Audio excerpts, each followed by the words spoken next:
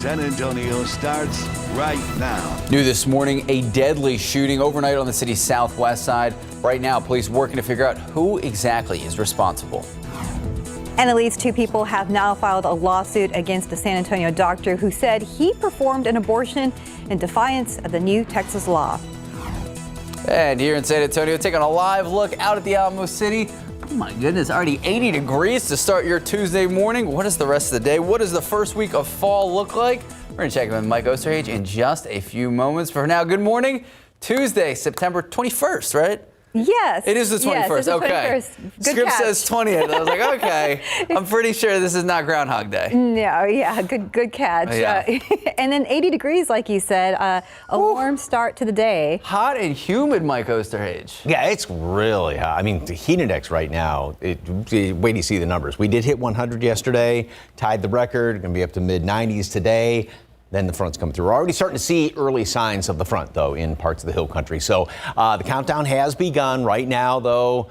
Just get ready when you step outside. Got a lot of clouds hanging around here. And yeah, 81 in town, 80 Randolph, 83 Stinson, mid-upper 70s in portions of the hill country. These numbers have really gone up. Dew point temperatures, I mean, Castroville, 79 for dew point. That's one of the higher dew points that we've seen even all summer long. 78 Stinson, Pleasanton. And so heat index readings right now, it feels like 93 degrees at Stinson right now. 87 out there at the airport, 88 Canyon Lake. That's all going to be changing. Here's a couple of showers, maybe even a thunderstorm, maybe a couple of lightning strikes out there northwest of the hill country. This is all sort of being pushed out ahead of the front, which is working its way down in our direction. So a couple of these showers will continue to work their way into Valverde, Edwards County throughout the rest of the morning, maybe down in toward Fredericksburg. There's one of those lightning strikes up there right underneath that banner. And that's going to be, like I said, the case throughout the morning, and then we'll see more later on this afternoon. Fall elm is really high. Mold, ragweed are on the moderate side.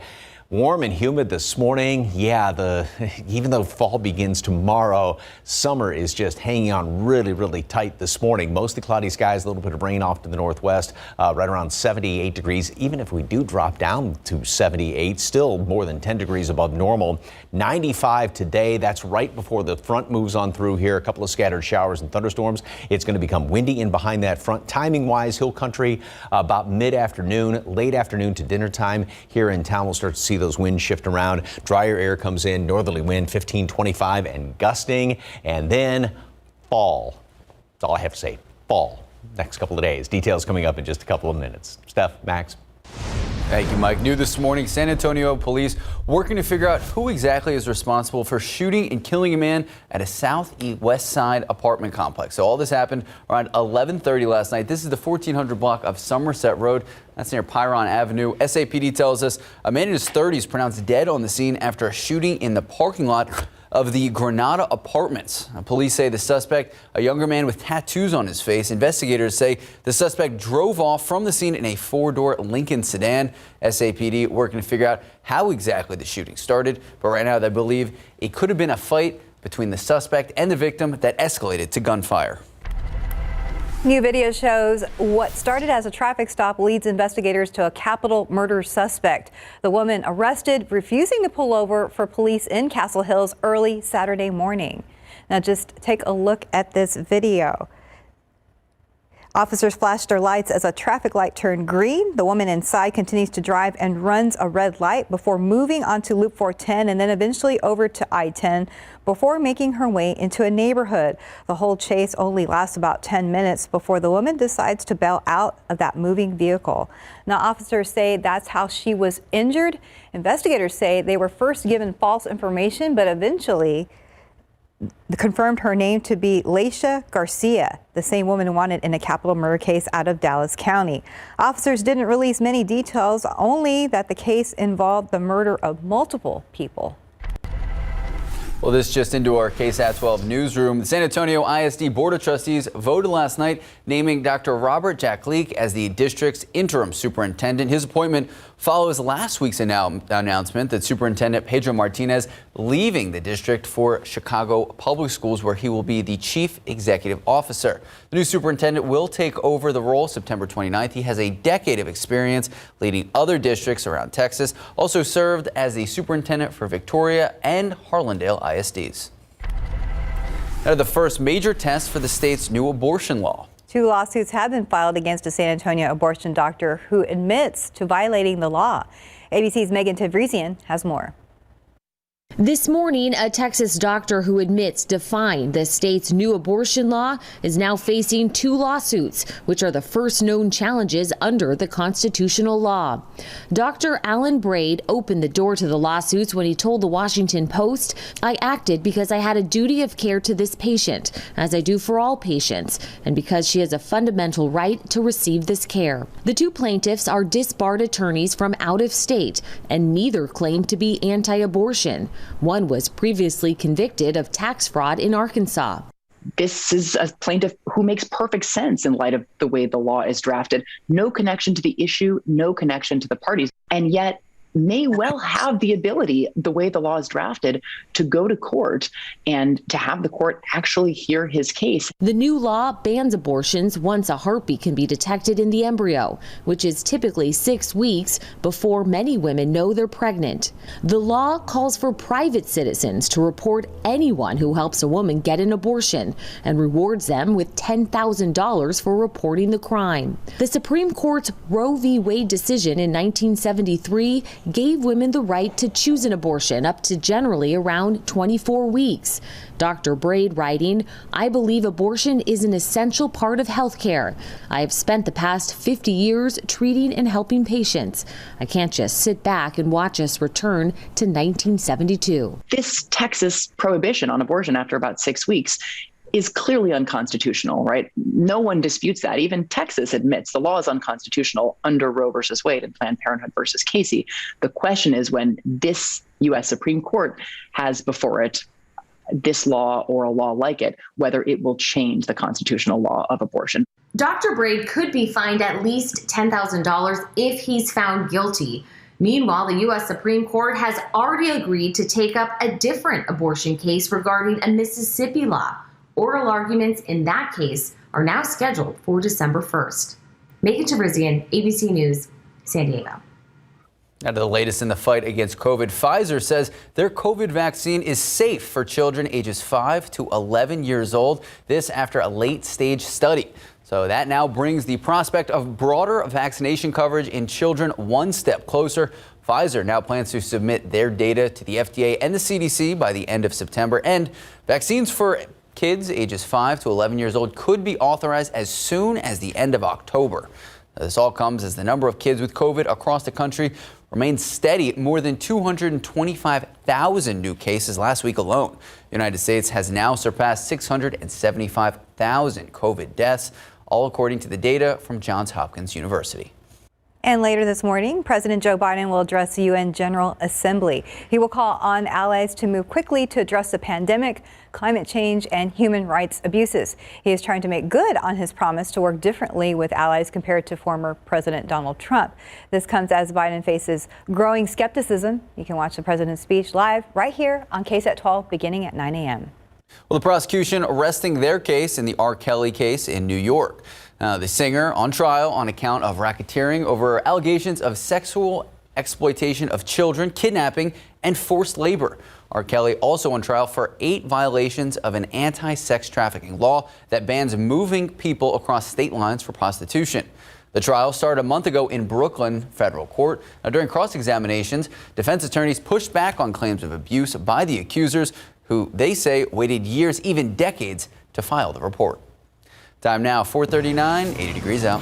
And coming up next, a lot of great high school football action coming up this week. We're going to have a preview. Plus, there's a big game for the Aggies coming up as well. Woo. All right, let's take a live look out at the Alamo City. We are starting this Tuesday morning hot and humid, 80 degrees. So what does the rest of the day, what does the rest of the work week look like? We're going to check in with Mike Osterhage in just a bit.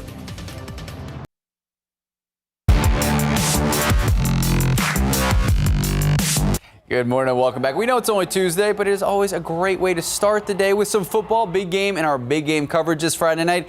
Battle of the Unbeaten's District 28-6A. The 4th-ranked Johnson Jaguars in 12's top 12, taking on the 8th-ranked Brandeis Broncos. The Broncos coming into the showdown at Hero Stadium 4-0. Big wins. O'Connor, Warren, MacArthur, and Clark. For the Johnson Jaguars, also 4-0. They got big wins against Wagner, O'Connor, Lee, and last week's district opener against MacArthur. The Jaguars, though, averaging 44 points a game.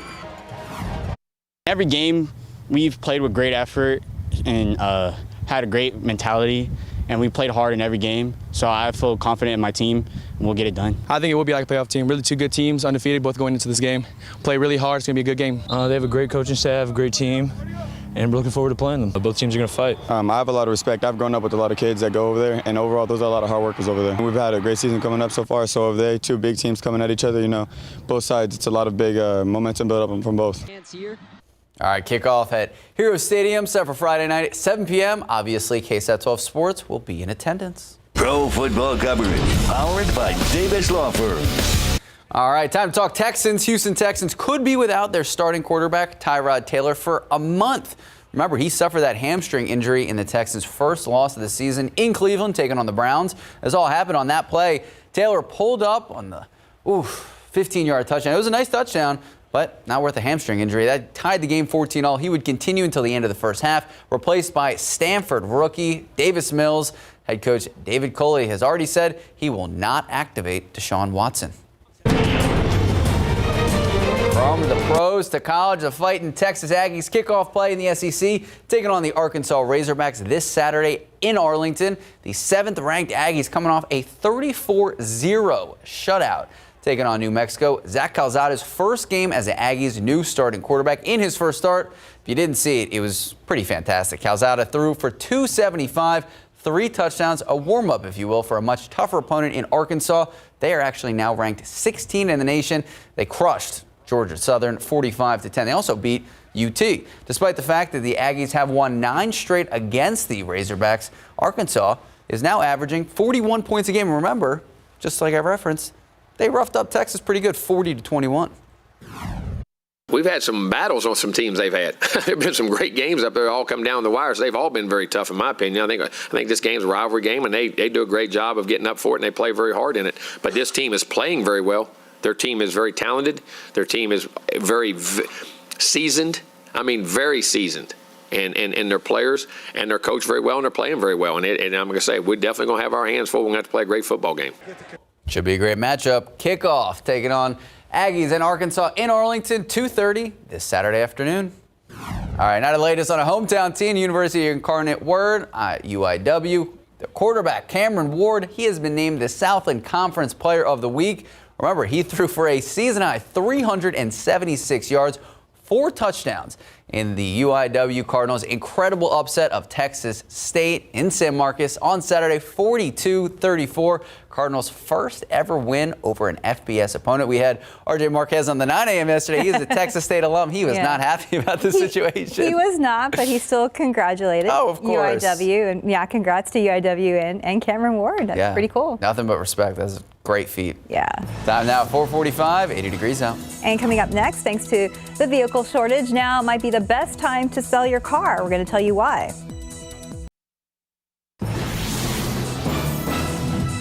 In this morning's GMA First Look, is now the best time to sell your car. Cars are said to lose value the moment you drive them off the lot. But this morning, customers telling us some cars are being sold back to dealerships for more than their original cost. Car dealership manager Bill Brunner says this is happening a lot. With a massive car shortage still underway, local dealerships are doing everything they can to ride it out. Has that changed your business model at all? I mean, it definitely has. One of the things that we're looking at is being able to buy used cars from customers who may have extra cars, in the family. We're able to give them a little more for their used car. And coming up at 7 a.m., we'll give you the tips and expert advice you need to know before putting that for sale sign in the window. With your GMA First Look, I'm Gio Benitez, ABC News, New York. All right, so a lot of people out and about today. If they do plan to leave anytime soon, I don't even know what to do. It feels like you walk outside, it feels like a wet towel just hits you. I know, we were getting used to the 70s, even with humidity, and so just to see 80, it's like, All right. But that'll all change Mike? very soon, right, Mike? Yeah, What's it's behind you? I know, the beautiful picture of the full moon, which was yesterday. Yeah, the front's going to move through later on this afternoon. One thing to take with you, just to be on the safe side, is an umbrella today. Okay. So, because we'll have a couple of showers and thunderstorms as the front moves on through here. We're actually seeing a couple of them right now out in portions of the hill country. Beautiful picture, though, of the moon, and oh my goodness gracious, it's going to be pleasant tomorrow night to go outside and look at the moon, and then the next couple of evenings and in the morning, it's going to be really, really nice. Right now we got a lot of clouds out there, and heat index once again is 87. This is what it feels like when you step outside. 92 Stinson, 86 Pleasanton, and also 88 up the road at Canyon Lake. Here's some of the rain, and this is being pushed ahead of the front. Very, very scattered. Even a couple of lightning strikes are being detected well north of the hill country. This is moving into northern Valverde County, northern Edwards County, and a couple of these showers heading in toward Fredericksburg. So some of this will continue to push its way down to the south. And then as the front moves in closer today, we are going to see more of these showers and thunderstorms. One thing we're going to have to watch out for, and even though these are going to be very kind of scattered about in just that very narrow line of rain that moves on through here, any of these storms, the way the atmosphere is set up, could have some pretty blustery winds associated with them, and that's on top of just the wind that we're going to be seeing after the front moves on through here. It's going to be very blustery with winds out of the north. And there you can see just those scattered showers and a couple of thunderstorms. We'll still keep some clouds around tonight, so we won't get as cool tomorrow morning. But then by Thursday morning, Friday morning, it's going to be nice and cool and crisp around here. So as far as the timing of the front, first of all, yeah, I mean, once again, just kind of grin and bear it with these dew point temperatures that are well up in the 70s. In the hill country, obviously, it's going to move through first. So about mid-afternoon, early to mid-afternoon, and right around late afternoon, dinner time, we're going to start to see the wind shift here in town, and then the drier air is going to be working its way on in here. So we will hit 95 degrees ahead of the front moving on through, and then the cooler, drier air moves in. And by tomorrow morning, we're going to be seeing these dew points. It's going to be just walk outside tomorrow morning. Big, deep breath, nice and refreshing. It'll feel like fall, smell like fall, and we'll get rid of all the heat. But today, still very warm and humid. 91, well above normal by a couple of degrees at noon. Mostly sunny skies, so we've got some clouds around here right now, and then we'll have some sunshine, and then that front moves on through. Scattered showers and a couple of thunderstorms. 95 high temperature. Temperatures obviously will be dropping down sooner in the hill country. It's going to be windy in behind that front and associated with any of the thunderstorms. And then tomorrow, 85. Fall begins about 2:30 in the afternoon. It's going to feel like it. We'll start off at 65 degrees, so just a couple of notches below normal, and then down to 55 by Thursday morning. So we're looking at some 40s in the hill country. 57 Friday, high temperatures, upper 80s, close to normal. It's going to be, highs are going to be where they should be or a little bit above that for the weekend. Low temperatures are going to be below normal. I like to see the 50s. Ooh, yeah. Great news. From 80 today to 50s in 2 days. Yeah. What a day. Mike Osterhage, bringing the good news today. Thank you for that. Wonderful. Yes, just in time for fall tomorrow morning or tomorrow afternoon. All right, time now is 4:53. 80 degrees out. Feels like 87 though. Yeah, for now. And coming up next, Ewan McGregor gets ready to reprise his role as a famous Jedi Master. Plus, Drake's new album continues to dominate the Billboard charts. Good morning. Welcome back. Happy Tuesday. Star Wars fans welcoming back Ewan McGregor. Plus, Drake's new album still holding strong. For the latest on what's happening in Hollywood, here's ABC's Jason Nathanson. Ted Lasso. Sunday night's Emmys were good for Ted Lasso, The Crown, and the ratings. In the preliminary numbers, this year's show up 16% from last year's all-time low of 6.3 million. 7.4 million tuned in this year. That's also better than the last pre-pandemic show in 2019. We should get the final ratings later today. Ewan McGregor's next small-screen project is coming up. He won an Emmy Sunday night for playing fashion designer Halston. Up next, he jumps back into the Star Wars world, playing the legendary Jedi Master in Obi-Wan Kenobi on Disney+. I was excited to do our Star Wars series on the television format. I think it'd be cool. That's so cool. I don't think it will disappoint. If there's one disappointing thing, though, it's that we don't yet know when it'll debut. Fans still showing love for Drake's new album, Certified Lover Boy. It tops the Billboard 200 album chart for a second week in a row. But remember last week when songs from the album occupied 9 of the top 10 slots on the Billboard Hot 100 singles chart? That love has faded. Drake still has 3 songs in the top 10, but Stay by The Kid Laroi and Justin Bieber retakes the top spot for a 5th week. And happy birthday to Bill Murray. The iconic actor is 71 today, while chart-topping singer Jason Derulo is 32. And that's what's happening in Hollywood. I'm Jason Nathanson, ABC News, Los Angeles. There's a lot to take away, but happy birthday, Bill Murray. Yeah, 71. Oh, yeah. Looks good still. Phenomenal. 4:57, 80 degrees out. And still ahead on GMSA, the latest on the migrant crossing crisis at the border, what the Department of Homeland Security is saying about the ongoing incident. Plus, your new iPhone update may make your next trip to the doctor a little bit easier. We're going to explain why in Tech Bites. And a quick look at the roads with TransGuide this morning. There's looking at I-37 in Pecan Valley. Things seem to be okay right now, but we are going to be checking in with Stephen Cavazos after the break. Live from KSAT 12. Good Morning San Antonio starts right now. Making headlines this morning, Governor Greg Abbott is set to speak today about the unfolding crisis at the Texas-Mexico border as thousands of Haitians are sent home. And taking a live look out at the Alamo City, 80 degrees, hot and humid to start your Tuesday morning. But what does the rest of the day look like? We got Mike Osterhage in the house, and he's going to break it all down. Good morning. It is Tuesday, September 21st.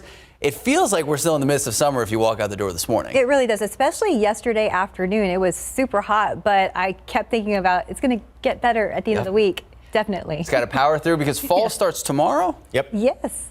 About 2:30 in the afternoon. So that countdown has begun, but the countdown for the front has also begun because that's going to be coming through about 24 hours prior to the official start of fall, at least in the hill country. Yeah, 81 right now. Yesterday we got up to 100. That tied the record, so we've only dropped down about 20 degrees or so. And one of the reasons we got some clouds out there, but also that bottom number of 75. Yeah, moist air does not cool down as quickly as dry air does, and that's why we are so very warm. Now, we're going to be seeing temperatures just kind of jumping ahead of things that will be about 25 degrees colder by the end of the week for low temperatures. We'll get to that in a moment. 95 today, and that's going to be right before that front moves on through here. So here's what's, first of all, as far as the aquifer, it did drop down another 0.6 of a foot. We could use a bunch of rain. There's going to be a little bit of rain, but not that much today to really help out the aquifer. Fall elm is on the high side. Mold, ragweed are both moderate.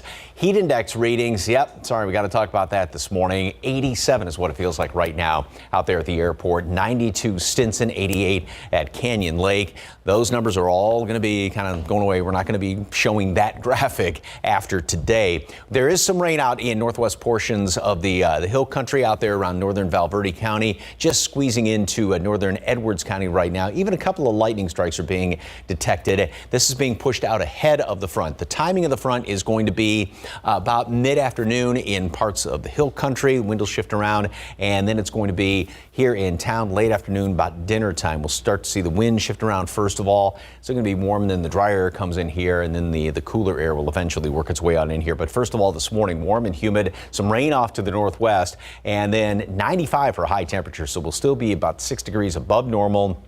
Front comes through, going to generate a couple of showers, a couple of thunderstorms. Some of the winds around the thunderstorms could be on the blustery side. Other than that, behind the front, it is going to get windy, and it's going to be windy tomorrow. Cool morning, then a great afternoon, and then after that, boy, really cool mornings. Like I said, about 25 degrees cooler than what we are as of right now to start off Thursday and Friday, and beautiful weather. Will it last into the weekend? Details in just a couple of minutes. Traffic Authority Stephen Cavazos, good morning, sir. Tell us there's nothing out there. Not really, Mike. I think Tuesday's off to a good start, and I love your weather forecast. You leave us with a cliffhanger there. 281 right now. We just got a few folks out there this morning. As we take a closer look around TransGuide, we see how things are shaping up around town. You can see here 281 at Bidders. Just a few folks out there getting their morning started, maybe grabbing that cup of coffee and heading off to work. But right now, they are not going to encounter any big issues out on the roads, at least at this hour. I-10 at Wurzbach, pretty empty out there. But let's go ahead and bring your attention to the map and show you how things are looking right now. As you can see, it is pretty green on the screen. We do have some minor congestion spots that obviously people are going to want to be aware of. But the first thing is we're going to bring your attention right here to I-10 westbound. A stall is reported there off Wurzbach Road. road. I was checking with our friends at TransGuide. It does appear that it may have just cleared out. However, as always, check those vehicles before you hit the roadways. You're not going to want to have any problems, especially if you are heading out the door this early in the morning. But as we jump up here to New Braunfels, we still have some construction that was ongoing here off I-35 northbound at FM 725. It doesn't look like this is there anymore. However, we were seeing a little bit of a buildup there in those northbound lanes. So if you're driving out toward New Braunfels or maybe Austin later this morning, make sure that you plan accordingly, because this is going to be ongoing construction overnight until 5 in the morning and should be wrapping up by September 24th. So keep in mind, there's at times where TxDOT crews are experiencing a delay with that construction, so that could impact that morning drive. But if you're driving in from New Braunfels, things are still pretty green on 35 with just 28 minutes to San Antonio, 25 coming in from 281 and Bulverde, and we're looking at 24 minutes coming in from I-10 and Bernie. Taking one last look here at TransGuide I-37 at Jones Avenue. Things are looking pretty good so far, and we're going to be watching things closely. Max, Stephanie? Thank you, Stephen. This morning, the crisis along the border continues. Now, Governor Greg Abbott asking President Biden for a disaster declaration as Border Patrol continues to send thousands and thousands of people back to Haiti. The White House is now reviewing that request. ABC's Kenneth Moten has the latest from Del Rio. This new video of Haitian migrants at the southern border. Images showing Border Patrol agents on horseback as they try to stop them from crossing the river into the U.S. The White House seeking answers. I've also seen the video. I can't imagine what the scenario is where that would be appropriate. It's obviously horrific, the footage. These chaotic scenes along the Rio Grande coming as the U.S. faces a crush of migrants, many of them Haitian, in the border town of Del Rio. The U.S. now stepping up deportation flights to Haiti and other countries. Our borders are not open, and people should not make the dangerous journey. If you come to the United States illegally, you will be returned. At least 10,000 men, women, and children still under that Del Rio International Bridge in deplorable conditions. This was the main point of entry for those migrants. Border Patrol officials say thousands of them, many with children, taking this narrow and treacherous path across the Rio Grande. The Department of Homeland Security now working feverishly to process them. The DHS secretary defending the deportations under the Trump-era Title 42, which allows for swift expulsion of migrants due to COVID concerns. The Biden administration exempting unaccompanied minors and many families. For now, the agency planning to send up to 3 flights a day or more to expel migrants they say have no valid claim to stay in the U.S. A nearby port of entry also closed temporarily to slow the surge. Haitians, some with young children, seen landing in Port-au-Prince. Kenneth Moten, ABC News, Del Rio, Texas. And later today, Governor Greg Abbott is set to hold a press conference in Del Rio where thousands of migrants continue to try to seek asylum. That conference is expected to happen at noon. We're going to bring you the latest as it develops. And Haitian migrants living in Bexar County, they are reacting to the situation as it unfolds right now at the border. One woman telling KSAT the Haitian community is meeting, talking about various ways to provide help to those at the border and their families. So far, many of them volunteers with local organizations that provide services to migrants who have been granted asylum. Volunteers translate and provide home-cooked meals to those migrants passing through Bexar County. They're looking for something to breathe. So this is what's happening. So they're looking to, to work and to eat, to help their families. There are several organizations helping them out right now. You can check it out right now. Just head to KSAT.com. We have all the information on who is providing assistance and how you can help out. It has been a year since the San Antonio mother's son was found dead inside the trunk of a burned, stolen car in far west Bexar County. Sebastian Carpio was just days away from his 18th birthday when his mother says he went out on a bike ride but never returned home. She reported him missing. However, 2 days later, on September 20th, Sebastian was found dead. His mother says the year has been difficult, but she's been leaning on another woman whose daughter was found shot to death in her car back in 2015. The two women say the support works both ways. You give me a lot of strength because I watch you and you're so strong and your determination. It's like we just sort of bounce off of each other and keep each other going. I don't want someone else to be hurt and to another family to go through the same thing that I'm going through. The two mothers say they are happy arrests were made in both cases, but they say their fight for justice is far from over. Time now, 5:09, 80 degrees out. And still ahead, how the latest iPhone update might make your next doctor's visit go a little smoother. All right, before we head to break, a quick live look out at the Alamo City. Whew, it's humid out there. Even like the walk from the apartment to the car, I was like, oh my goodness. But don't worry. Mike Osterhage tells us there is some relief on the way later this week. We're going to check in with him in just a bit.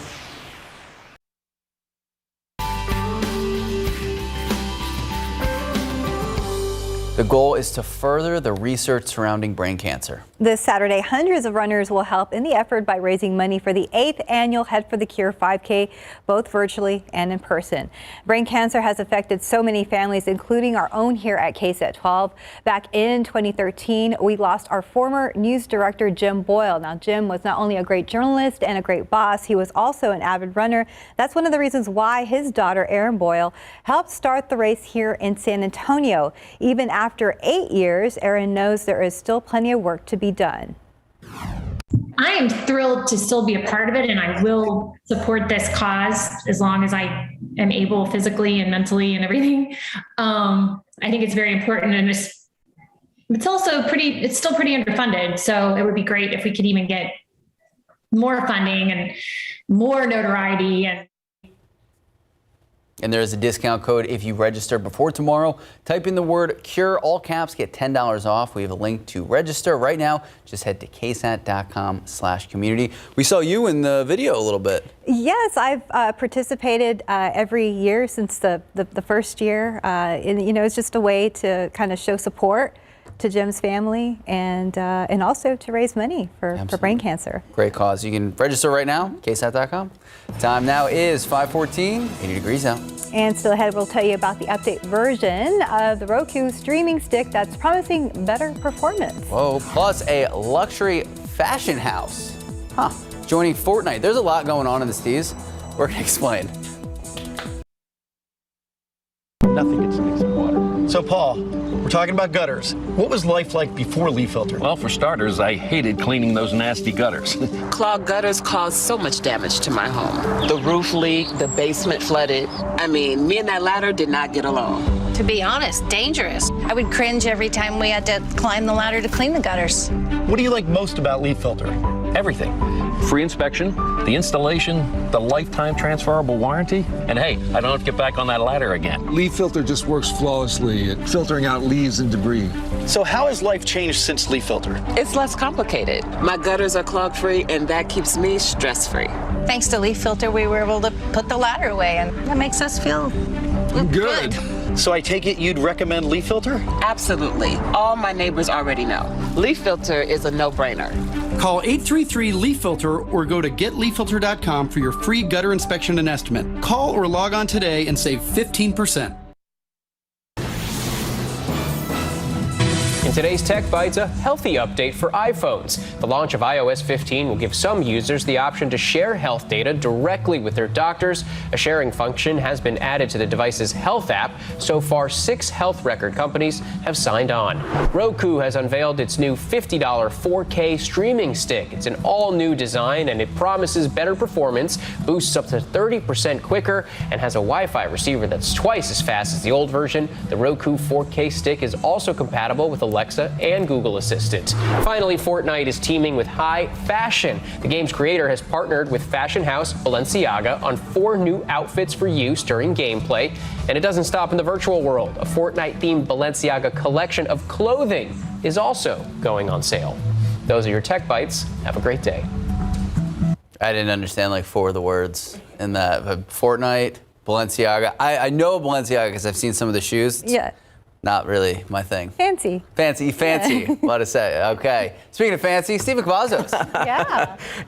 Thank you, Max. But the Fortnite, I'm not much of a Fortnite person myself. However, I do like to run and hide in those games. So, I did win a few occasions. But taking a look right now at a road 281 at Bitters, we do see just a few people still out there this morning. Not a whole lot of traffic. So that's some good news. So plenty of time to get out the door, grab that cup of coffee, get your morning started because we're not seeing a lot of those issues again out on the road. roadways as reflected right here in our maps. But just as a quick reminder here, we still have that construction off I-35 northbound at FM 725 taking place from 9 in the evening to 5 in the morning, and it is current until September 24th. Just keep in mind these northbound lanes right there tend to build up when we see that construction going on out there.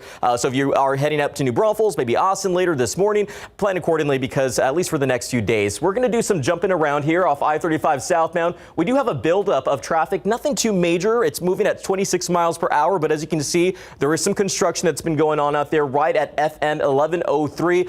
Tends to wrap up around this hour. However, keep in mind if there is some sort of delay, that's going to be impacting that morning inbound time if you are coming in from New Braunfels. As we take a bigger jump over here to 1604, we do have some construction to be on the lookout for. Alamo Ranch Parkway. This is a full closure of the intersection right there along the Westwood Loop for bridge work.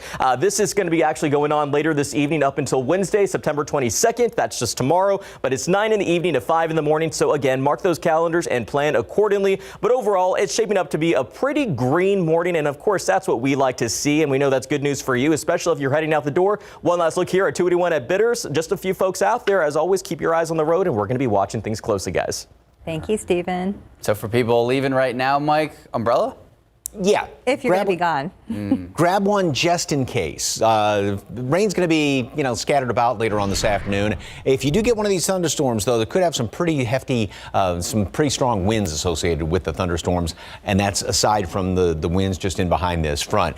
All right, yesterday, of course, was the harvest moon, the full moon closest to the autumnal equinox, and the equinox, of course, is tomorrow, and just gorgeous pictures and then reflecting off that tank out there. Great picture. Thank you very much for that. Lots of clouds starting off this morning. The dew point temperatures are well up into the mid 70s right now. So yeah, it's kind of steam bath when you step outside. They're even higher than what they were yesterday, going up 2, 3, 4, 5, 6, 7 degrees or so around the area. This is all going to change by tomorrow. We show this graphic. It's going to be down probably, about 20 degrees, maybe 25 degrees lower for dew point temperatures than what they are right now. 100 yesterday, that tied the record. A lot of triple digits all around the area. 104 Carrizo Springs. Cotulla got up to 107, one of the hottest temperatures, 106 in Del Rio, but that was one of the hottest temperatures in the nation. Look at the difference in temperatures today. So mid upper 90s to the south and to the and even triple digits, but then mid 80s. So the front's going to work its way through the hill country. First of all, obviously you're not going to get as much of a chance to warm up, and then it's going to move through here in town by about the late afternoon dinner time. A couple of showers and thunderstorms are developing ahead of the front, being pushed out ahead of it. Northern Edwards County, Val Verde, Fredericksburg, a couple of those, and we'll see more of these showers developing again later on today. A broken line of rain, so not everybody's going to be seeing rain with this, but like I said, if you do see a thunderstorm, could have some pretty blustery winds with it. We'll still keep a few clouds around tonight, but then the clouds are going to be clearing out once we get into tomorrow and then the next few days after that. Wind is starting to pick up there to the north, and that's what we can expect later on today. And then once the front moves through, as well as tomorrow, it's going to be kind of on the, dare we say, blustery side, kind of cool and blustery, especially in the morning. Boy, it's nice to talk about. 91 degrees, mostly sunny skies at noon today, and we'll see more clouds developing, obviously more clouds in parts of the hill country. And then later on this afternoon, a few showers and thunderstorms. Front's going to move through hill country first of all, obviously, and then here in town about late afternoon dinner time, a couple of showers and thunderstorms, maybe blustery winds associated with the thunderstorms, and then of course in behind that front. And then tomorrow's going to be kind of on the breezy side. We start off 65, so actually a little bit below normal. High temperature, a little bit below normal. 50s to start off Thursday and Friday. Yeah. Nice. 40s in the hill country, possibly. That's true. Yeah, if we're 55 here in town, I mean, sometimes nice rule of thumb is almost 10 degrees in parts of the hill country. So we're looking at upper, maybe a couple of mid 40s in the hill country. That's awesome. And then comfortable for Friday football. Yep. Yeah, the humidity is going to be very nice for Friday night football. So. All right. Good job all the way around, Mike. Great job, Mike. Well, you're the best. I can take credit for it. Just send donations. So. 520. We have to blame you when there's bad weather, too. No, we don't do that. 524, 80 degrees out. And coming up next in your morning spotlight, a look at the final Halloween Kills trailer and some vintage sci-fi movie posters that are up for auction. Good morning and welcome back. Today's entertainment news includes big and small screen previews and a pop culture auction that is definitely a blast from the past. Here's CNN's David Daniel with the Hollywood Minute. He's coming for me, but I'm coming for him. Universal has released the final trailer for Halloween Kills, with Jamie Lee Curtis's Laurie Strode and the other survivors of Michael Myers banding together to bring him down. I want to take his mask off and see the life leave his eyes. Halloween Kills opens October 15th. Pop culture and science fiction fans will want to check out an auction featuring what Van Eaton Galleries is calling one of the greatest private collections of vintage sci-fi posters ever seen. The auction features more than 1,000 pop culture artifacts, including a custom-made pinball machine and other items from the collection of The Simpsons star Nancy Cartwright. The auction is this weekend. More info at vegalleries.com/popculture. We started the Spark Shorts program to allow some new ideas into this. Give a chance to people that we think have something interesting to say. Get a look at the Pixar filmmakers of the future in A Spark Story. Two first-time directors struggle to inspire their crews and bring their personal visions to the screen in the full-length documentary, which launches on Disney Plus Friday. In Hollywood, I'm David Daniel.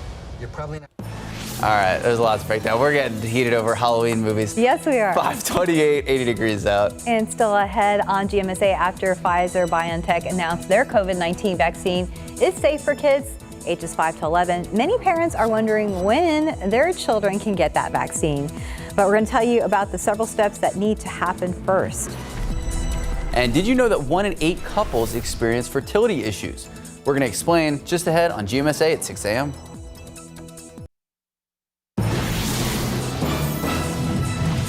Bad blood between two people has led to an even worse situation, murder at this apartment complex. Good morning, I'm Katrina Weber. I'll tell you more about it. And taking a look outside with live cam this morning, we are starting the day at 80 degrees, so don't be scared though. We are expecting some type of a cool front this week. Good morning. It is Tuesday, September 21st. Thank you so much for starting your day with us. If you looked at a live cam, you could really almost see the humidity in the air. Yeah, it's pretty humid out there, but I keep looking forward to the future because great things are coming. That's right. Mike, what can we expect? A front later on this afternoon. Prior to that, though, a lot of humidity. Like you were talking about, it is kind of scary when you step outside, when you feel this humidity that just sort of slaps you in the face. 81 degrees. That's all we've dropped down, actually 20 from yesterday. It got up to 100. That's the number that really shot up. Dew point is now back up to 75. That's one of the higher dew points that we've seen here in town pretty much almost all summer long. You can just kind of, cut the humidity with a knife. Now, we do have a couple of showers out in portions of the hill country, northern Edwards County, Val Verde County. This is all being pushed out ahead of that front, and we haven't seen any sort of a wind shift at all or anything like that as of yet. Even a couple of lightning strikes have been detected out there well north of Junction. So some of this will continue to drift down to the south and to the southeast over the course of the morning. So a couple of sprinkly showers in parts of the hill country, and then later on this afternoon as the front approaches, we'll have a few more of those showers trying to develop. Fall elm is on the high side. Mold and ragweed are both moderate, and throughout the day, 91 at noon. Still, like yesterday, above normal already at noon. Then we top off at 95, and the clouds are going to help to keep temperatures from getting back up into the upper 90s like we had yesterday. And few thunderstorms are going to be popping up. May have some very strong winds associated with the thunderstorms. Other than that, it's going to be windy in behind the front. Winds are going to be about 15, 25 miles per hour, gusting on top of that. And then the drier air is going to come on in here. We'll still have a few clouds around here tonight, maybe a leftover sprinkle or two. But then after that front moves through, great weather for the next couple of days going in toward the weekend. How cool will it get? Someplace is going to get cool. Details coming up in just a couple of minutes. Traffic authorities, Stephen Cavazos. What's up, sir? Hey, good morning, Mike. Well, the roads are looking pretty cool right now, I would say. 281 at Bitters. While we wait for that front, drivers can expect that the roads are going to be looking really good right now. If they're going to be heading out the door there in the next few moments, we got a shot there at 281 at Bitters. Let's see if we can take a look and see how things are shaping up around town. Loop 410 at W.W. White. A few more folks out here in this area, but as always, it's a little bit dark, so just make sure you're driving with caution. As we take a look, though, at the map, we still are seeing this slowdown there off I-35 southbound at FM 1103. A little bit more of a buildup, unfortunately. Traffic moving at just 29 miles per hour. Keep in mind, there was some construction going on out there, and hopefully that will be wrapping up soon. We do have a stalled vehicle to talk about here off I-10 westbound at Culebra Avenue. This is not causing as many issues, but keep in mind, yesterday morning, we saw plenty of stalls popping up there on our maps, so make sure you're checking those vehicles before you're getting out on the roadways. But thankfully, the roads are looking pretty good, and our map is looking really green, and the same goes for those inbound times. Green across the board. Even if you're coming in from New Braunfels, it's just 33 minutes right now, a little bit higher than usual, but nothing too bad if you're going to be heading out here to San Antonio. 19 minutes from Highway 90 in Castroville, and just 16 minutes coming in from 35 in Lytle. Taking one last look around town, 37 at Pecan Valley. A little bit of a lonesome shot there, but a few folks out there getting their morning started. We're going to be watching things closely and have more lane closures you can expect. Max, Stephanie? Thank you, Stephen. Now to some developing late-breaking news. A late-night murder turning into an all-night investigation. San Antonio police still actively searching for a suspect in a deadly shooting, as well as looking for evidence in his home. This is happening on the city's southwest side in the 1400 block of Somerset Road. Katrina Weber is there with a live report. And Katrina, we understand the police forced their way into the suspect's home a little while ago. Did they find him? No, they did force their way in. They did not find the suspect, though. Police tell us they actually were looking more for evidence and weapons. They believe the suspect took off. But let me show you what's going on here right now. They went into that ground floor apartment there where you see the officers standing. They used a battering ram about 20-30 minutes ago, went inside, and a sergeant tells us that what they did find was some ammunition. They did not find any guns and, of course, did not find the suspect. But they've been out here for a good 6 hours already. Let me show you the video from last night. That's when this murder happened, according to police, around 11:30 last night. They say that the victim, who was in his early 30s, about 32 years old, got into a dispute of some sort with someone else here in the parking lot at these apartments. And then during that argument, during that dispute, that victim was shot and killed. The police say they know who they're looking for. They're pretty sure they described him as someone who has tattoos on his face, a man who was younger than the victim. And so they are still actively searching for that person. And again, just completed the search of his apartment where they found only ammunition. So this investigation continues. Reporting live from the southwest side, Katrina Weber, KSAT 12 News. Thank you, Katrina. New this morning, new info from Pfizer on COVID-19 vaccines for children has some parents wondering when they can get their kids vaccinated. As CNN's Britt Conway reports, there are 4 steps that need to happen first. All done. It's all done. All done. Almost all done. We're closing in on a COVID-19 vaccine for kids 5 to 11. Pfizer-BioNTech announced Monday trial data shows a lower dose of their vaccine was both safe and effective for kids in that age group. And it can't come soon enough. COVID-19 cases have continued to increase exponentially among kids in the U.S. and now account for nearly 26% of all cases reported nationwide, with nearly 226,000 new cases over the past week. It's a serious issue among children, and the best way to protect them is with this vaccine. But before shots can go into arms, there are 4 steps that have to happen first. Step 1, Pfizer needs to request emergency use authorization from the FDA. Step 2, the FDA needs to amend the vaccine's EUA to include younger people. Step 3, the CDC must recommend the vaccine for this age group. Step 4, once the CDC and FDA sign off, a rollout could begin. Health experts predict shots could be available by the end of October. Then it'll be up to parents. But those experts worry that's where things could stall.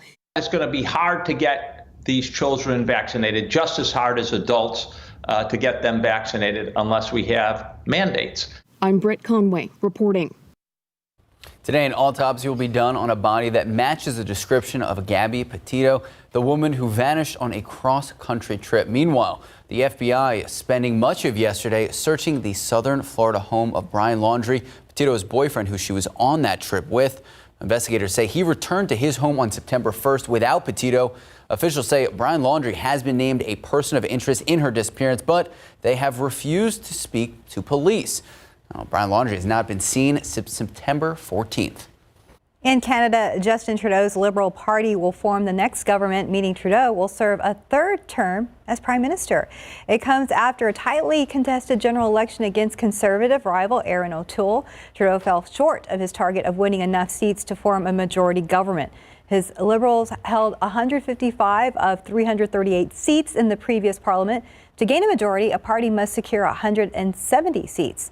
As of this morning, Canada showed the Liberals winning 157 seats. Time now just about 5:40, 80 degrees out. Ready for some high fashion from McDonald's? Okay. We're going to tell you about the fast foods chain's latest apparel. Plus, next, we have some major COVID travel restrictions set to be finally lifted. We're going to explain the new rules and what it means for you.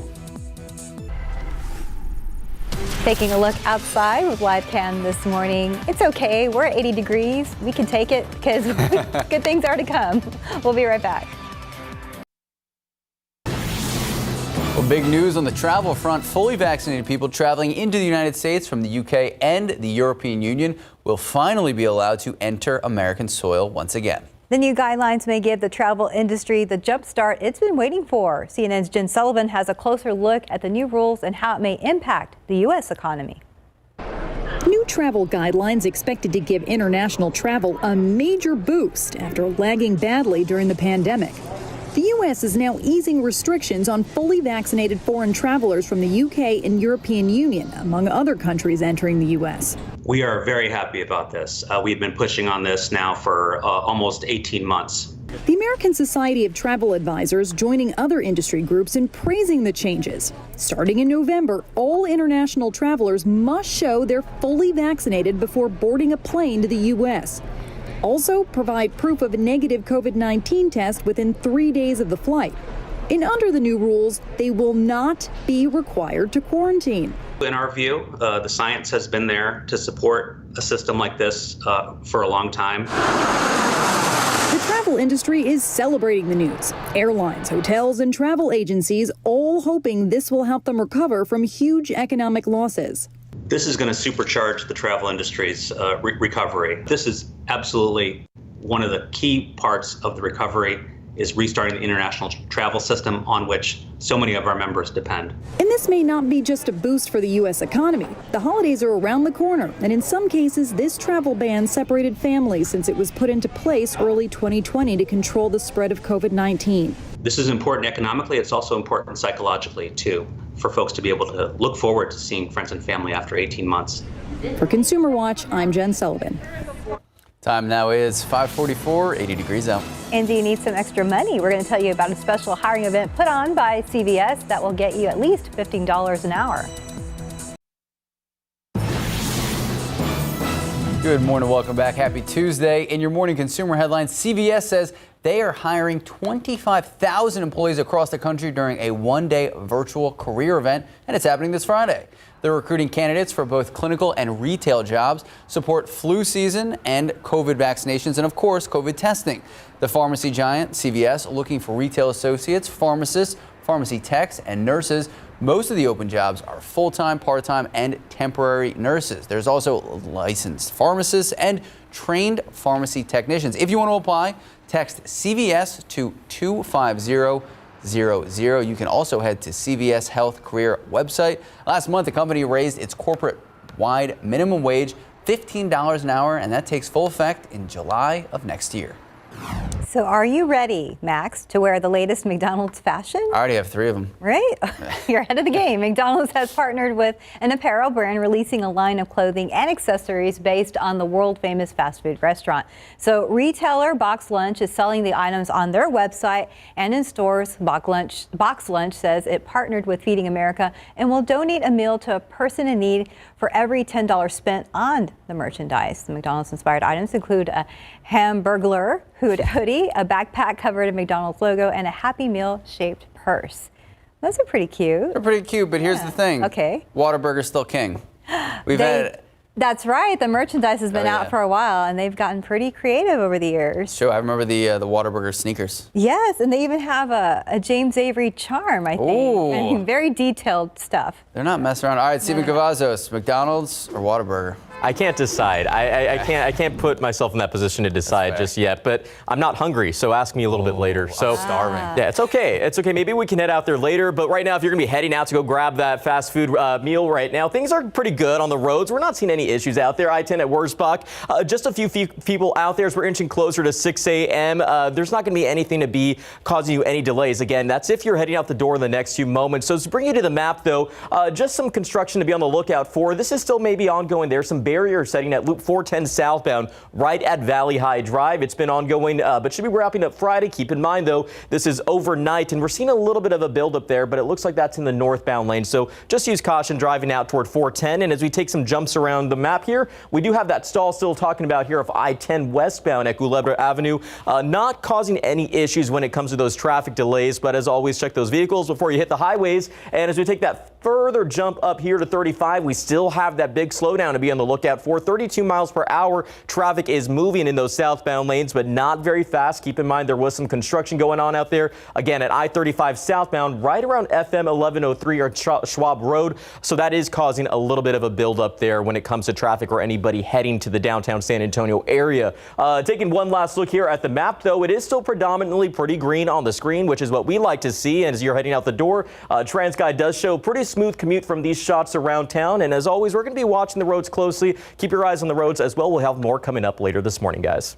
McDonald's French fries. Oh, okay. Those are pretty good. The sodas are good. The soda's good too. Do you dip the fries in the shake though? That's Wendy's. Well, no, because they still have.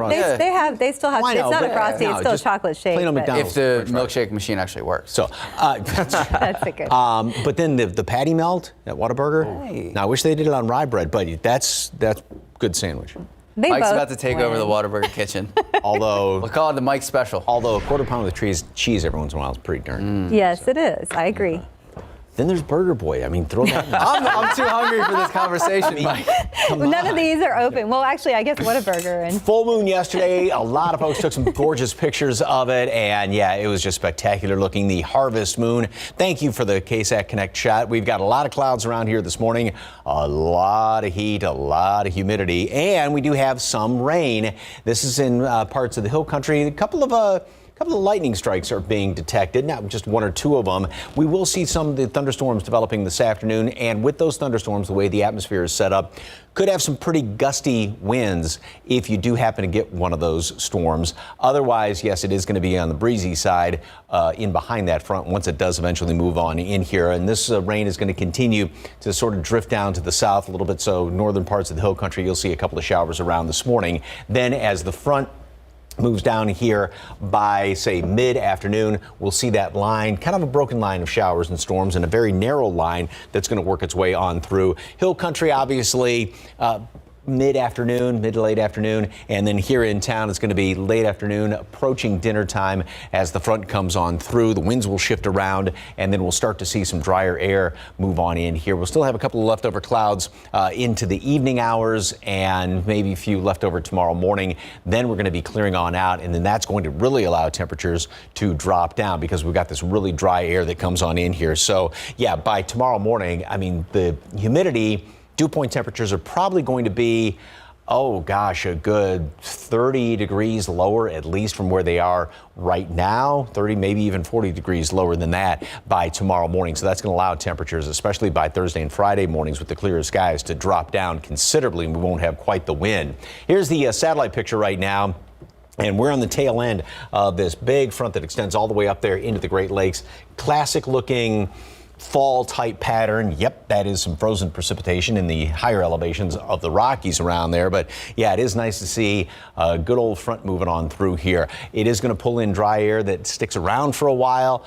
Temperatures, mornings are going to be on the cooler side of normal. High temperatures will eventually kind of hover right around normal, maybe a little bit above that. Today, we're already above normal by noon, kind of the same scenario as yesterday. And then more clouds.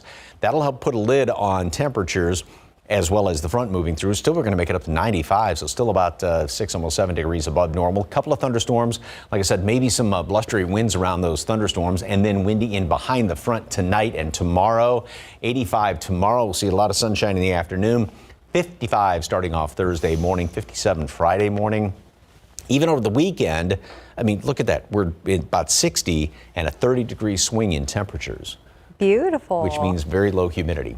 We'll take it. Yeah, it's going to be check. Good looking, well, starting later on tonight and then the rest of the week. Really good looking. Got to get through today. Yep. Mike Kosarage, thank you so much. 5:54, 80 degrees out. Let's look at your winning lotto numbers. We have pick 3, 240, Fireball 4, and your daily 4, 6413, Fireball 9. And your cash 5, 2, 13, 16, 27, 29. Texas two-step 21, 25, 28, 30. Big number 22.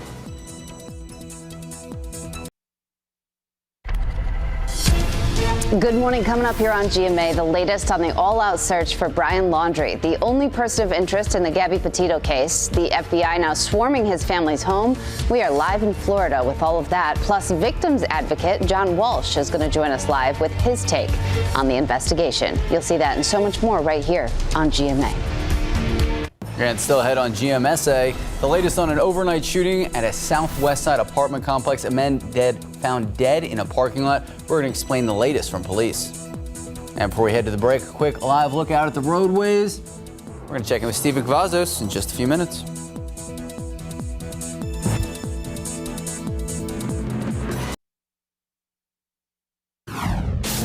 New developments in the race to vaccinate that could affect your children. I'm Mike Ajachi reporting in Washington. Coming up, how soon to expect a vaccine for your kids.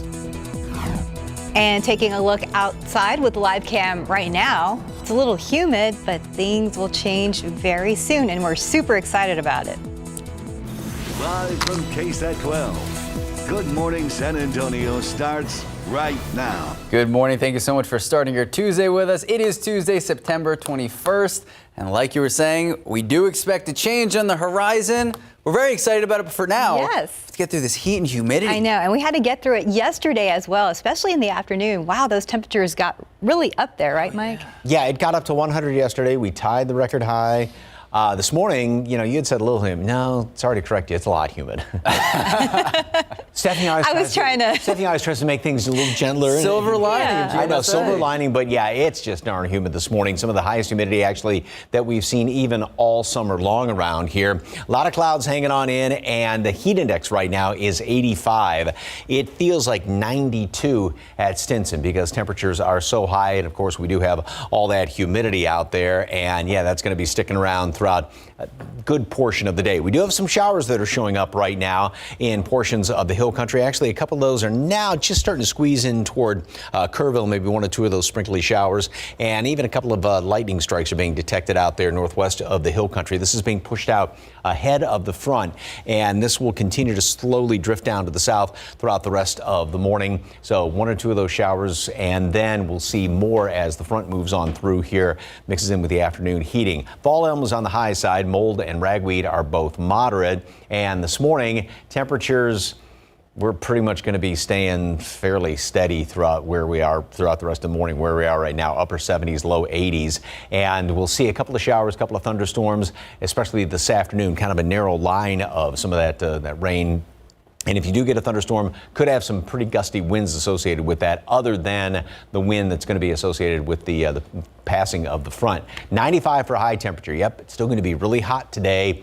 Then the front comes through, drier air comes in here, and the wind's going to shift around to the north at about 15, 25 miles per hour. It's going to be blustery overnight and tomorrow, and then some fantastic weather comes on in for the next couple of days. It's going to be cool in the morning, cool and crisp. That's going to be great. Details coming up in just a couple of minutes. Traffic Authority, Stephen Cavazos, been kind of quiet? Yeah, I think so. It's just been a morning of stalls, y'all. We're taking a look right now. Some of the, traffic is moving for some here at I-10 at Probent. Others are experiencing some car trouble out on the roadways. We're seeing a very similar pattern as to what we saw yesterday morning. While there were no crashes to report, we did have plenty to talk about when it came to these stalls. This one still happened out here of I-35 northbound at Benton City Road. Came in probably just before 6 a.m., but unfortunately that trend does continue a little bit further up here where we do have that stall still reported there off I-10 westbound at Culebra Avenue. That's been there for quite a while, and we're seeing the same stalls popping up over here off Loop 410 westbound at West Avenue.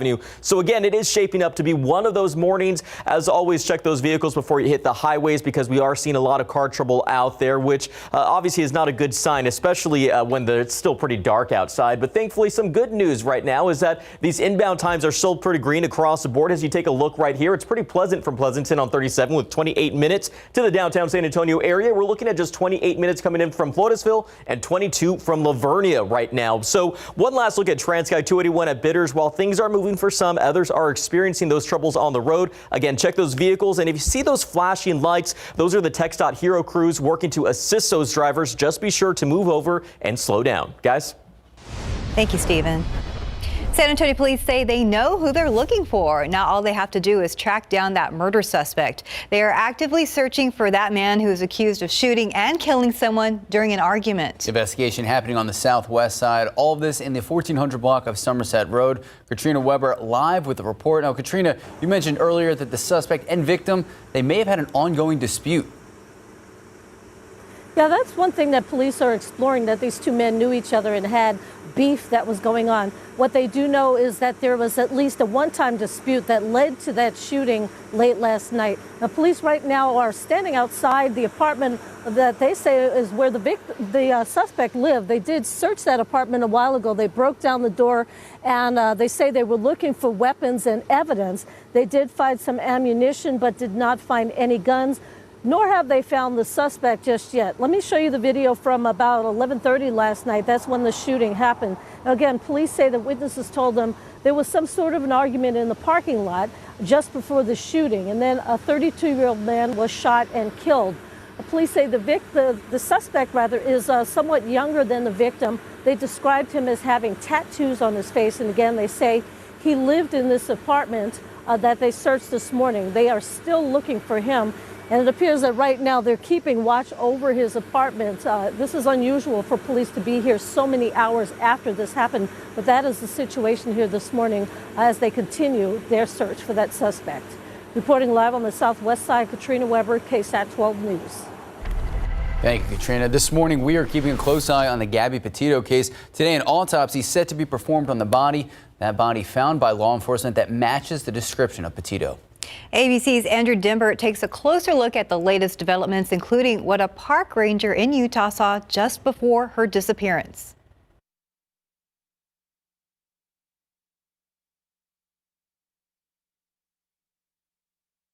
And we'll have that story in just a minute. In just a few hours, President Joe Biden will address the UN General Assembly. He will call on allies to move quickly to address the pandemic, climate change, and human rights abuses. He is trying to make good on his promise to work differently with allies compared to former President Donald Trump. This comes as Biden faces growing skepticism. You can watch the president's speech live right here on KSAT 12 beginning at 9 a.m.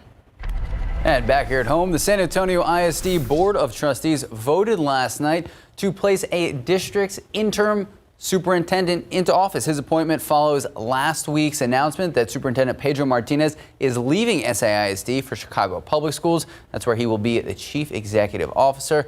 Now, Dr. J over here will take over the role September 29th. He has a decade of experience leading other school districts. He also served as a superintendent for Victoria ISD and Harlandale ISD. Current SAISD Superintendent Pedro Martinez joined the district in 2015.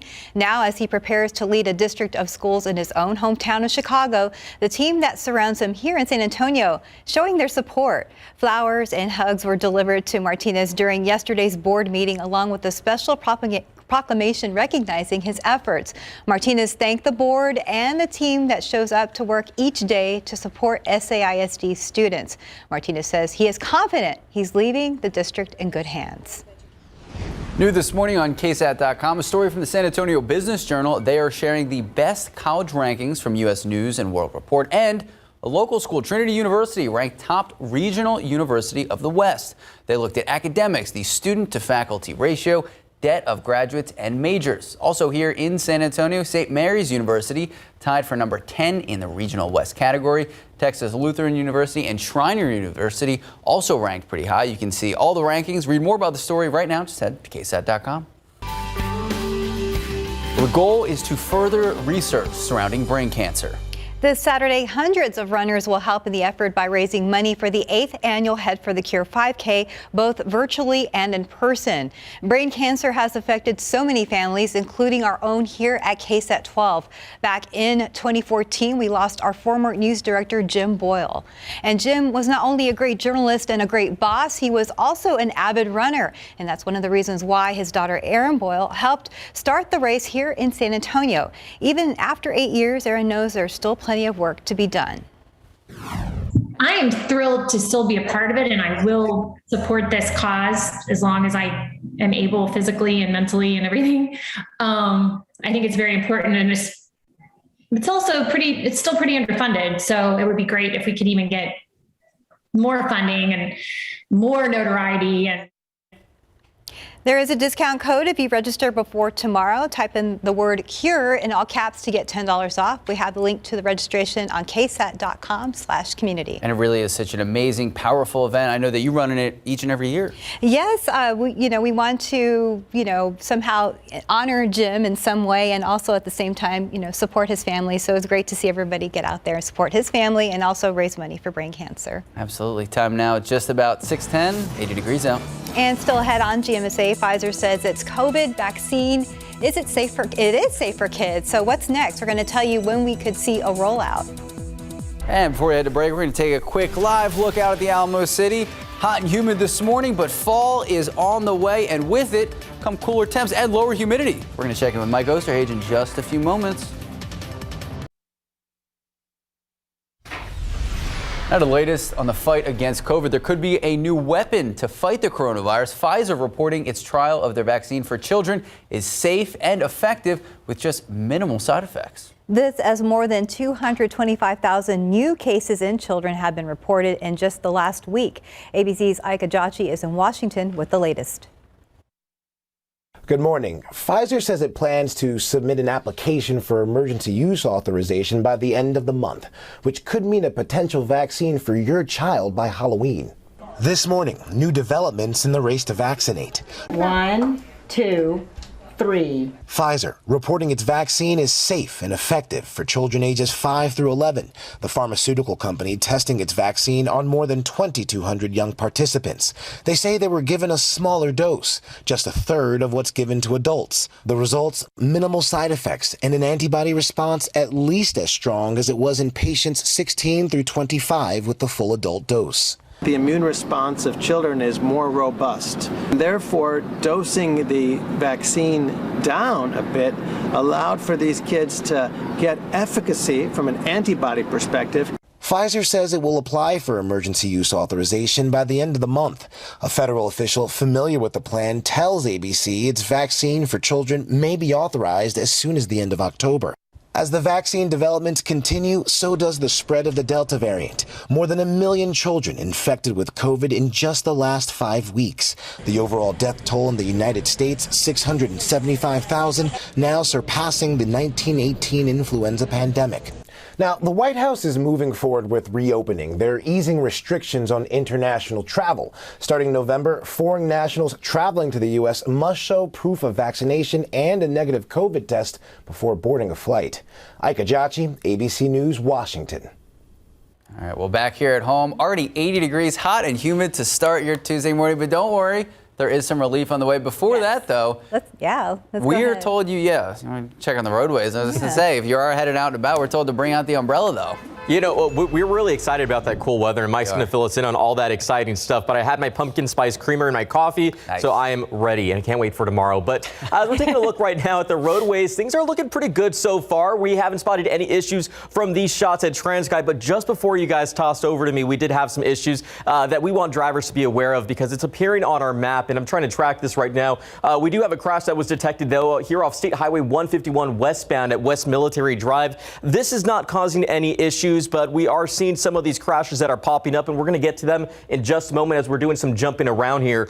We still have this stall, though, at Loop 410 westbound at West Avenue, not causing any issues, but keep in mind those stalls seem to be that trending issue at this hour. And as we continue to do the jumping here, so slow down off I-35 southbound at FM 1103. Traffic right now moving at just 6 miles per hour. Keep in mind it's 6 a.m. We know more people are going to be heading out, traveling through 35, and it could be a big nightmare. So pack that patience with a cup of coffee this morning, because that could be an issue if you're traveling to San Antonio. But just check out the map here, because we do have at least 2 crashes that have popped up. This one looks like it's right near the airport. We're going to watch that closely, talk to our friends at TransGuide, find out exactly what's going on. But from these shots that they provided us, things are moving pretty nice and smooth. Let's go ahead and check in with Mike, though. He tells us what the weather's like.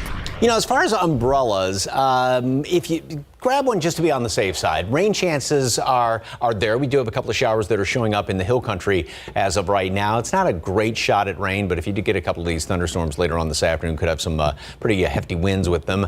Very warm, almost, I mean, let's just call it hot. Let's cut to the chase. And very humid this morning. Now, this afternoon, we're going to make it up to 95. That's right before the front moves on through. Once it comes through, the wind's going to be shifting around out of the north, about 15, 25 miles per hour, gusting.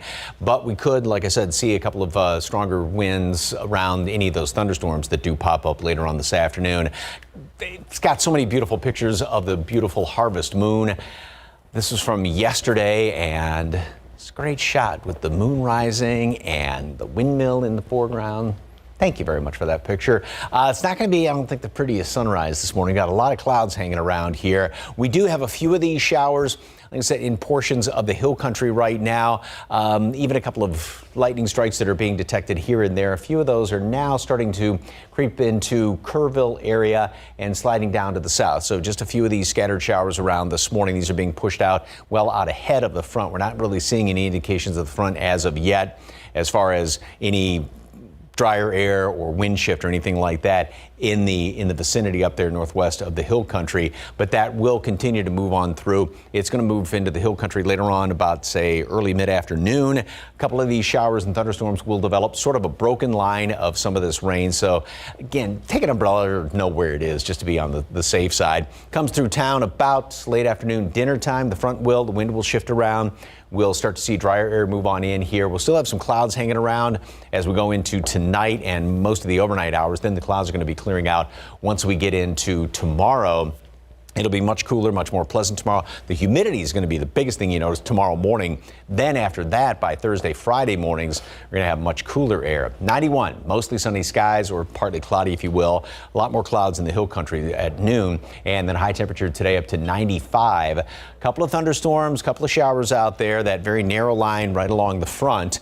And windy once the front moves on through here. Also, again, watch out for some strong winds associated with any of the thunderstorms that pop up today. Going into the next few days, tomorrow, noticeably drier air in the morning. We'll be down to 65 degrees, a high of 85, a lot of sunshine in the afternoon, still windy. And then the winds are going to die down a little bit. A lot more clear skies tomorrow night, down to 55 Thursday morning, mid-50s Friday, and then 60s just to start off over the weekend. So sit out on the deck, have a cup of coffee. So nice. Something pumpkin spice for Steven. Love it. Go for a run. Use that singy voice. We talk like this. Lots of options. Weather coming in. We like this, Mike. Yep. Mike Osterhage, thank you so much. Just about 6:20, 80 degrees out. And still ahead on GMSA, September in South Texas, of course, means high school football's in full swing. We're going to take a look at what's in store this Friday night. I brought in Ensure Max Protein with 30 grams of protein. Those who tried me felt more energy in just 2 weeks. Here, I'll take that. Ensure Max Protein with 30 grams of protein, 1 gram of sugar, and now with 2 new flavors. Within this hallowed bowl is the grain of all time. Heart healthy, no artificial flavors, and ready in minutes. It's Epic Apples and Cinnamon by the spoonful. Quaker Oats, a super trusted superfood. Stanley Steamer cleans your whole home. All you gotta do is pick up the phone. It's not just carpet anymore. It's tile, wood, stone, really any floor. Call 1-800-STEAMER now. We'll clean your home and you'll say, wow. We made a promise to our boy Blue that we would make the healthiest foods possible with the finest natural ingredients and real meat first. And that's our promise to you and your dog or cat. Because when you love them like family, you want to feed them like family. The investigation into the Gabby Petito case taking another dramatic turn as new evidence reveals growing tensions between Gabby and her boyfriend Brian Laundrie. On Monday, the FBI swarmed Laundrie's family home in Florida 1 day after agents in Wyoming found human remains believed to be Petito's. Police are calling Laundrie a person of interest in her disappearance after he returned from the couple's cross-country road trip on September 1st without Gabby. Laundrie refused to speak to investigators and has not been seen since last Tuesday. And now a search warrant is revealing the odd final text message from Gabby's phone to her mother. It reads, "Can you help Stan? I just keep getting his voicemails and missed calls." Stan is Gabby's grandfather, and Gabby's mother says she never called him Stan, suggesting Gabby may not have sent the text. Other messages between Gabby and her mother show there appeared to be more and more tension between her and Laundrie. In the meantime, authorities have released the 911 call made when someone in Utah claimed to have seen a domestic dispute between the couple days before Gabby was last seen. The caller says he saw Laundrie slapping Gabby. We drove by and the gentleman was slapping the girl. He was slapping her? Yes, and then we stopped. They ran up and down the sidewalk. He proceeded to hit her, hopped in the car, and they drove off. But that report appears to contradict the police report, which says no one reported that the male struck the female to the officers. And now, a park ranger who responded to that 911 call is speaking out. She says she warned Gabby that her relationship with Brian seemed toxic. Melissa Halls tells the Deseret News, "I was imploring with her to reevaluate the relationship, asking her if she was happy in the relationship with him, and basically saying this was an opportunity for her to find another path." Halls adding, "This wasn't a good day for anybody. We thought we were making the right decision when we left them." Andrew Dimbert, ABC News, New York. Well, it is Tuesday morning, but we got a big game ahead of us on Friday. The big game in our big game coverage this Friday night. Battle of the Unbeatens, District 28 6A. The 4th-ranked Johnson Jaguars in 12's top 12, taking on the 8th-ranked Brandeis Broncos. The Broncos coming into the showdown at Hero Stadium, 4-0, big wins over O'Connor, Warren, MacArthur, and Clark. For the Johnson Jaguars, the other side of the ball, they are also 4-0. Big wins against Wagner, O'Connor, Lee, and last week's district opener, big win against MacArthur. Kickoff Hero Stadium this Friday, 7 p.m. Obviously, KSAT 12 Sports will be there. And a reminder, we got you covered for all things high school football. Just head over to the big game coverage section, KSAT.com. We have scores, schedules, streams, and of course, highlights. Everything you need to know. Yeah, it's a fun time of year, and the weather's going to work out for it this time around. This time around. Yeah. All right, time now, 6:26, 80 degrees out. And still ahead on GMSA, the latest on an overnight shooting at a southwest side apartment complex. A man found dead in the parking lot. We're going to tell you what we know so far.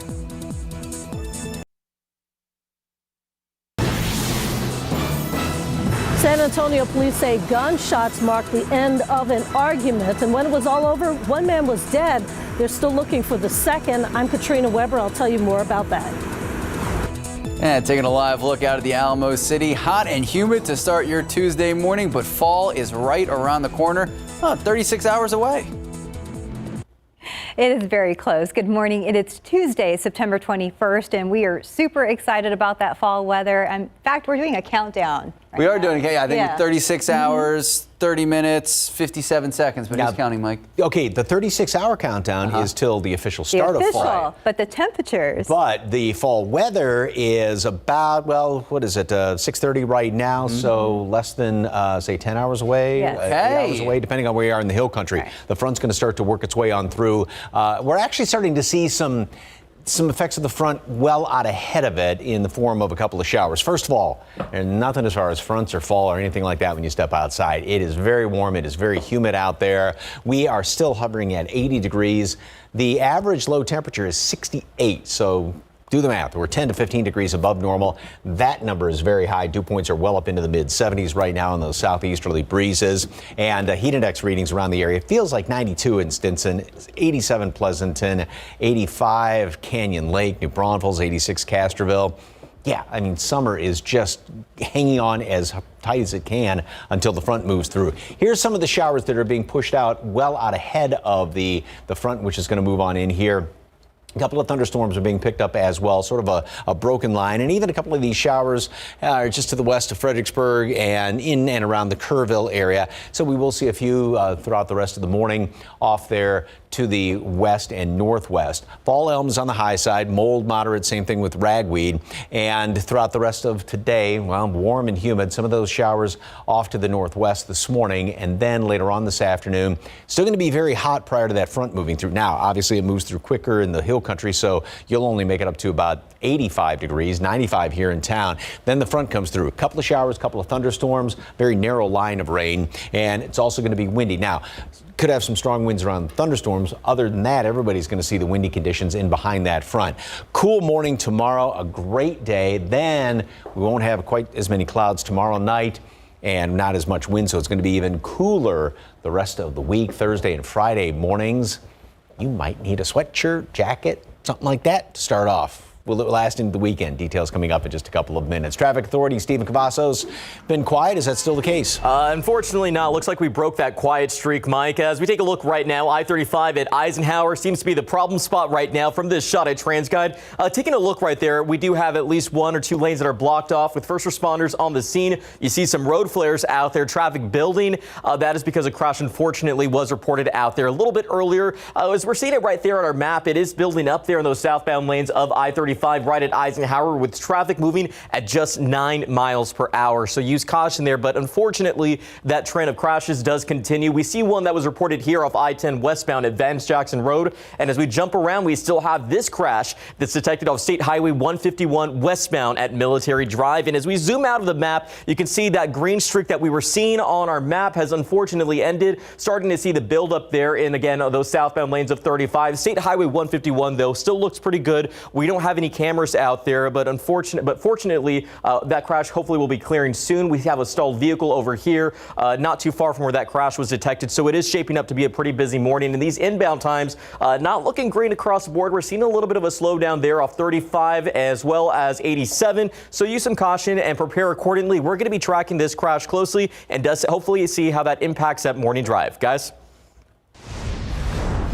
Thank you, Stephen. San Antonio police have their sights set on tracking down a man with facial tattoos. That's how they describe the suspect in a late-night murder. Katrina Weber joining us live where it all happened, the 1400 block of Somerset Road. Katrina, you mentioned this murder happened late last night, about 7 hours ago? Well, that is right. It happened late last night, and the on-site investigation part of this just wrapped up within the last 5 minutes. We saw police drive out from here and also carry out several bags of evidence from a ground floor apartment right back here. Now, according to what we were told by a sergeant, that is the suspect's apartment right there on the ground floor. They did search that apartment. They were looking for weapons and evidence, they told us. They found some evidence, but no weapons. And they also have not found that suspect just yet. This goes back to about 11:30 last night. That's when the murder happened. We have video from the scene at that time. Police say that witnesses told them that 2 men were arguing here in the parking lot. They believe they may have had some sort of ongoing dispute. And at one point, one of them shot the other, killing him. The man who died is about 32 years old, from what police say. The other man took off. He is a bit younger. And again, police describe that suspect as having tattoos on his face. That's the man who they are still looking for. But again, they searched his home and they did find some evidence there. So this investigation still continues as they search for that suspect. Reporting live on the southwest side, Katrina Weber, KSAT 12 News. All right, thank you, Katrina. Also new this morning, a man is waking up behind bars accused of murder following a drive-by shooting that happened earlier this month on the city's east side. Our Sarah Costa is staying on top of this story and joins us now live. Sarah, what can you tell us about the case? Good morning, Stephanie. Well, it happened back on September 9th, and San Antonio police say a man was killed and a woman was injured during that shooting. Here's a look at the man police took into custody last night. This is 34-year-old Terrence Reed. According to an arrest affidavit, a tip to police led officers to him and the gun they believed was used in that shooting. Investigators say he tried to run off, but officers were able to catch up to him. Now, this was the scene when the deadly shooting happened earlier this month near Gibbs and North New Braunfels Avenue. Police say Reed drove up and shot a man and woman several times. They were taken to the hospital where the man later died, but the woman was able to tell investigators what happened. Now, according to an affidavit, Reed told police he was not involved in the murder and did not shoot anyone. but he was caught on video in the interview room calling people and telling them to get rid of guns. He also reportedly called his girlfriend and told her to lie to police about where they were at the time of the shooting. Guys, back to you.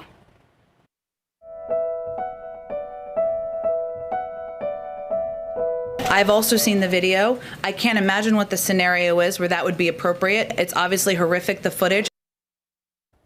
And that was White House Press Secretary Jen Psaki commenting on this new video from the Texas border. Images of Border Patrol agents on horseback as they try to stop immigrants, many of them Haitian, from crossing the river into the U.S. At least 10,000 men, women, and children are still under the Del Rio International Bridge, waiting in harsh conditions. Haitian migrants living here in Bexar County reacting to the unfolding situation at the border.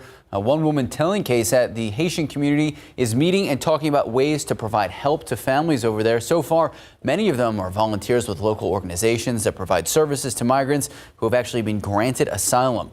Volunteers translate and provide home-cooked meals to those migrants passing through our area. They're looking for something to breathe. So this is what's happening. So they're looking to, to work and to eat, to help their families.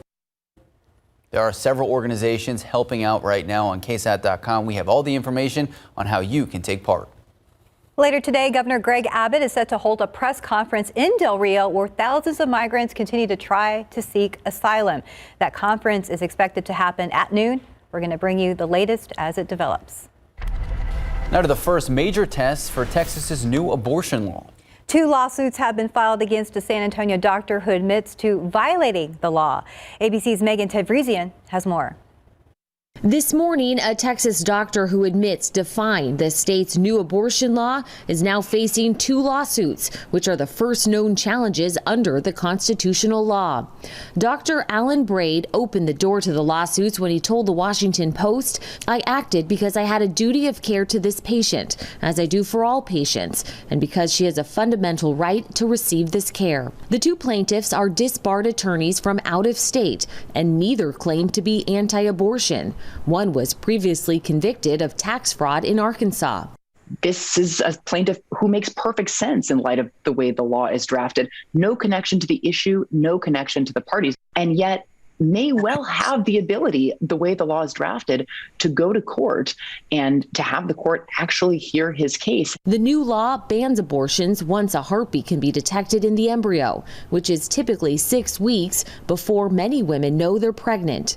The law calls for private citizens to report anyone who helps a woman get an abortion and rewards them with $10,000 for reporting the crime. The Supreme Court's Roe v. Wade decision in 1973 gave women the right to choose an abortion up to generally around 24 weeks. Dr. Braid writing, "I believe abortion is an essential part of health care. I have spent the past 50 years treating and helping patients.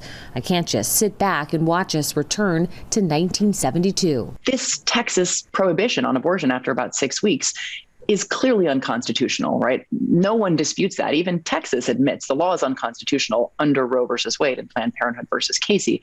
The question is when this U.S. Supreme Court has before it this law or a law like it, whether it will change the constitutional law of abortion. Dr. Braid could be fined at least $10,000 if he's found guilty.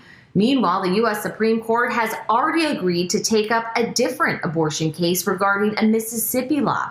Oral arguments in that case are now scheduled for December 1st. Megan Tevrizian, ABC News, San Diego.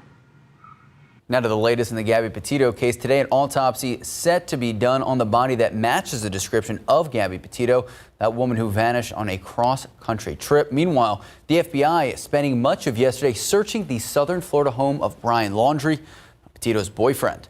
Investigators say he returned to his home on September 1st without Petito.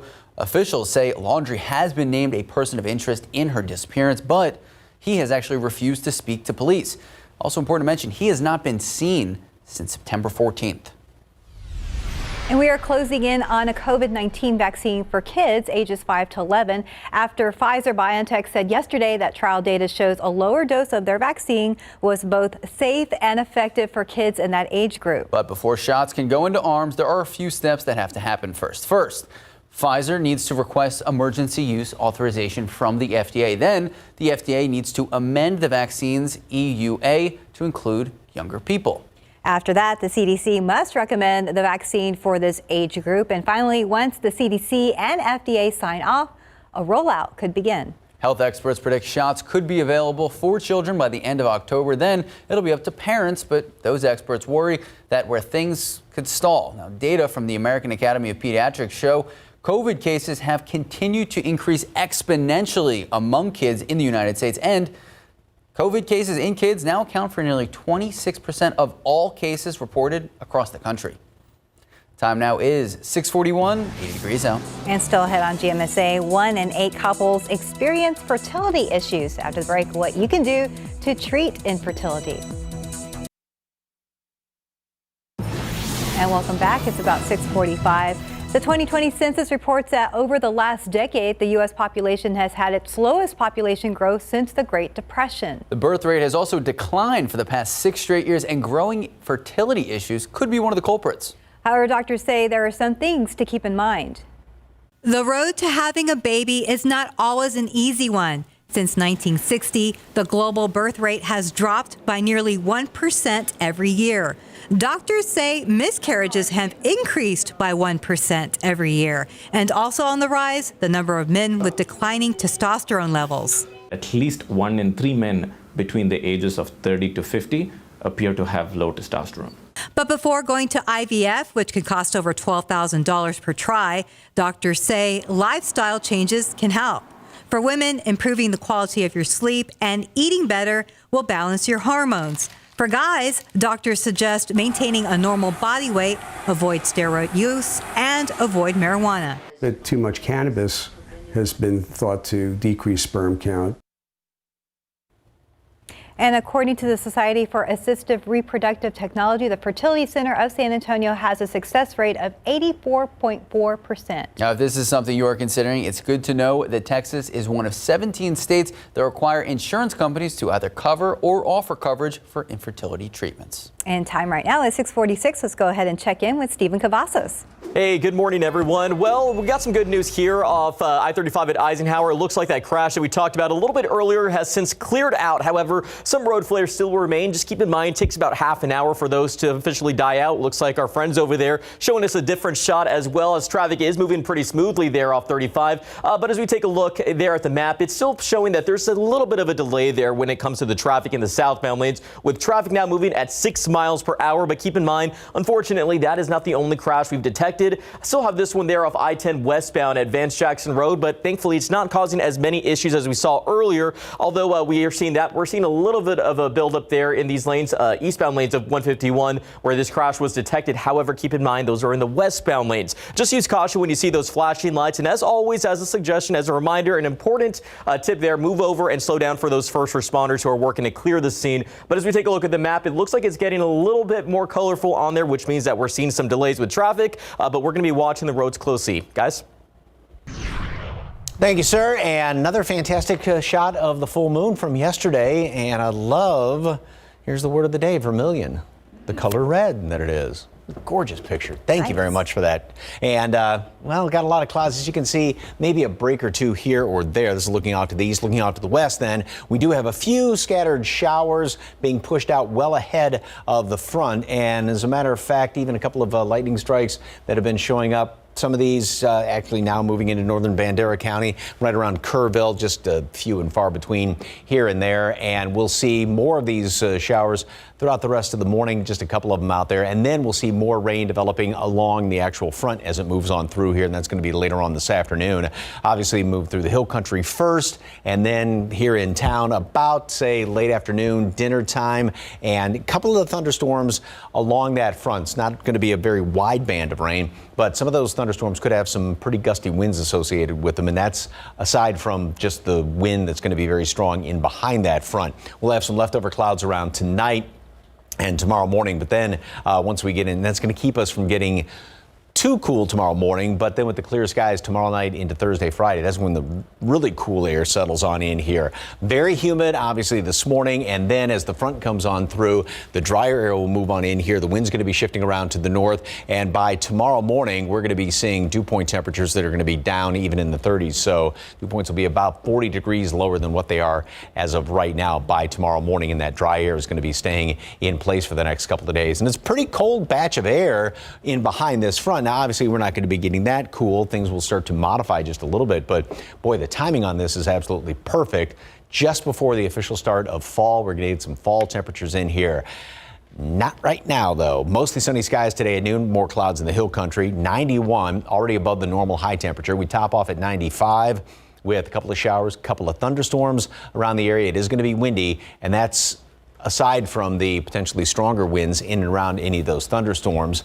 Then tomorrow, we'll start off in the mid-60s, so a below normal low temperature, that being 68 right now, and we get up to 85. It's going to be breezy tomorrow. Beautiful sunshine, a couple of clouds in the morning.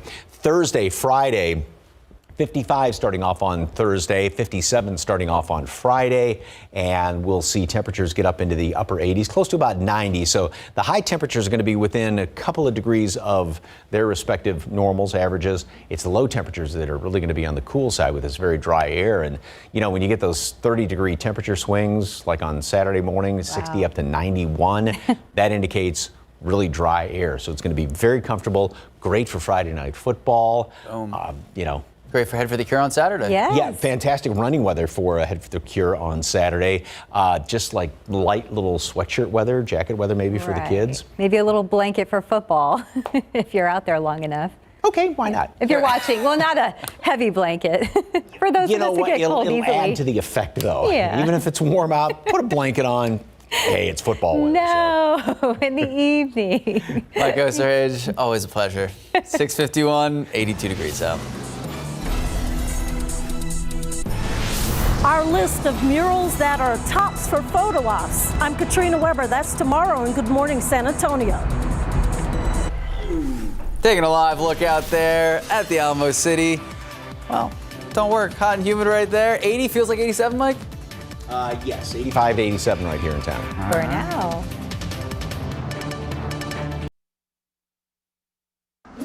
Good morning, everyone. Well, if you're heading out the door in the next few moments, a few things you're going to want to be on the lookout for. As we take a look at some of these shots at TransGuide around the Alamo City, I-35 at Alamo, we are getting a lot more folks out on the roadway, looking pretty busy or in some spots of town.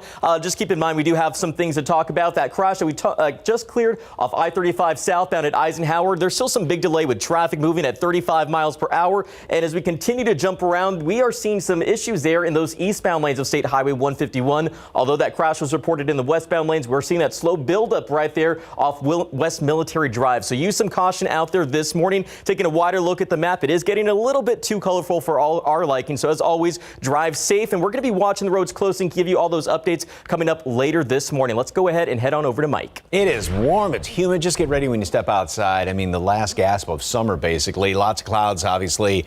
84 is what it feels like right now. 91 is the heat index at Stinson, 80 in Helotes. And we do have a few showers that are trying to work their way into portions of the hill country, being pushed out well out ahead of the front, even around, say, Kerrville, northern Bandera County. A couple of these light little showers. 91 at noon and 95 high temperature right before the front moves through. It's going to be only in the 80s in the hill country as the front comes in, obviously, sooner than that. Here in town, late afternoon, maybe close to dinner time. A couple of showers and thunderstorms, a very narrow band of rain, and some of those winds could be gusty with those storms, but otherwise breezy conditions. And then the next few days are going to be fantastic. Yay, we're looking forward to all the changes.